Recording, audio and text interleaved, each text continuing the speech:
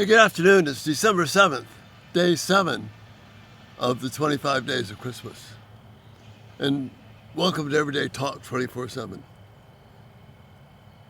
I couldn't just make a brief mention of a historical note. It was 81 years ago today that Pearl Harbor happened, and the bombing of Pearl Harbor by the Japanese Empire officially brought the United States full force into World War II and changed so many things. And this Jesus, the incarnated Jesus, the King Jesus, he was orchestrating all of that as well, ruling over all of it, bringing about his purposes, his plans. And we'll talk a little more about that, but again, just had to make some mention of that Pearl Harbor Day, just to remind us of how dependent we are on God and how quickly things can change. Anyway, let's get to the thought for today, day 7. And this thought, the title is Jesus, a Challenging Son. Now that sounds a little bit like, excuse me? Jesus was a perfect son. He was sinless. He always honored God. How can that possibly be challenging?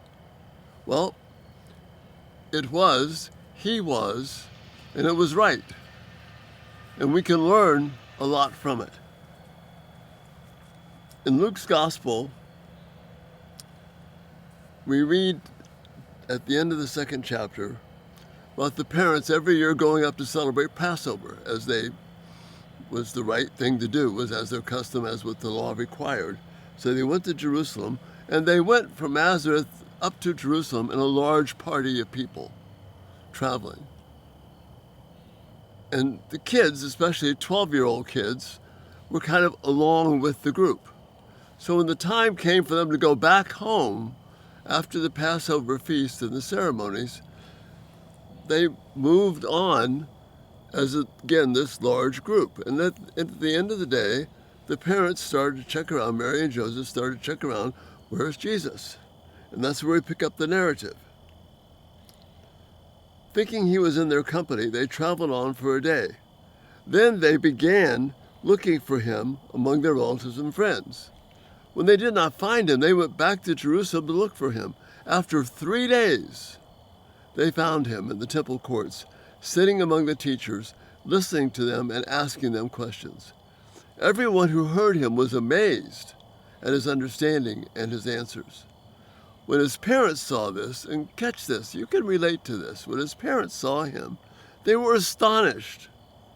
And his mother said to him, "Son, why have you treated us like this?"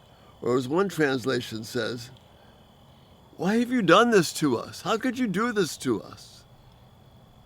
Don't you care? We've been worried sick 3 days. What's with you?" You can hear the exasperation in their voice, and in Mary's voice. "Your father and I have been anxiously searching for you," trying to find their son. And Jesus responds to them, the 12-year-old.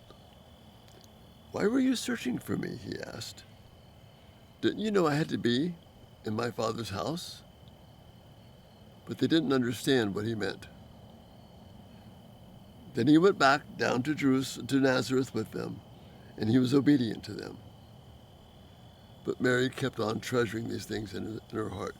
The Bible gives us these little windows into Jesus' life. It was right around the time of his birth, roughly several months to maybe a couple of years, we get some data on it. Then it closes again until he's 12 in this portion here at the end of chapter 2 of Luke. And then after this, it closes again for another 18 years until we start the next section of Jesus' life.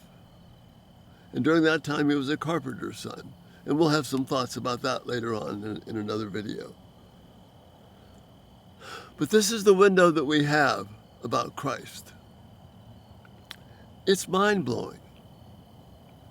Jesus had exasperated his parents. He was a challenging son, but he was perfect. He was sinless. He was doing exactly what it was that he was supposed to be about. See, this is what happens when you, as Joseph and Mary no doubt did, taught Jesus to honor God first, as we teach our children to honor God first. We have to be prepared for them to do that. You see, this is where it gets extremely challenging, because Jesus was honoring God first. And Joseph and Mary missed it. See, Christ hadn't done anything wrong. We know that. He hadn't sinned against his parents. What happened was that Mary and Joseph, particularly Mary, had forgotten the mission. She had forgotten the words given to her by the angel Gabriel. She had forgotten the words of the prophets at his circumcision. She had forgotten all the things that she had treasured in her heart about Jesus. The words of the Magnificat, like I said, she'd forgotten those things about where she understood the mission of Jesus and how unique and special he was. They had forgotten the things that they had treasured. And the response is, why are you searching for me? And Jesus basically says to them, didn't you know I had to be about my Father's business at his house? Because this was the special mission that he had been given. And they forgot that. They lost sight of it. Now, your parents, your children, and my children are not perfect. But they can envision a mission that God has given them to go on. And just like Joseph and Mary, your children have imperfect parents. That's another way where Jesus can relate. His parents were imperfect. We are imperfect parents. What we need to learn here is the possibility is that our children are buying into the things of God in ways that we are not. You see, parents, our word is not the final authority. This is the final authority. One of the more painful experiences of my life was thinking that my word was the final authority. And this has brought hard times between me and my teenage children. Because I treated myself as the one they had to be responsible to, and misunderstanding that God was the one they had to be responsible to. So there were times when I challenged their integrity, when I became exasperated with them, when they were simply doing what I had taught them to do. I just wasn't making allowances for it. Just as Joseph and Mary were not making allowances for Jesus. Like I say, our kids are not going to be perfect. My kids weren't perfect. But there were times when they were faithfully following the will of God and the mission of God. And because my brain, my thoughts, my pride was too thick and too proud that I couldn't see that. And it led to some horrible conflicts. And God has been gracious and healed much of that. But I treated my word as the final authority. Joseph and Mary treated their word as the final authority. And Christ became exasperating to them. He became challenging to them. And the caution I have for us is not that we put our children in control, but if we're raising them to serve God, let's leave room for the possibility that perhaps there are times when they see the mission to serve God more clearly than we do. And they're not burdened down by the hypocrisy and the formalism and the tradition that perhaps you and I are. So that we can learn from them, just as I needed to learn from my children. And thankfully, God has blessing me so much with the things I'm learning from them even right now.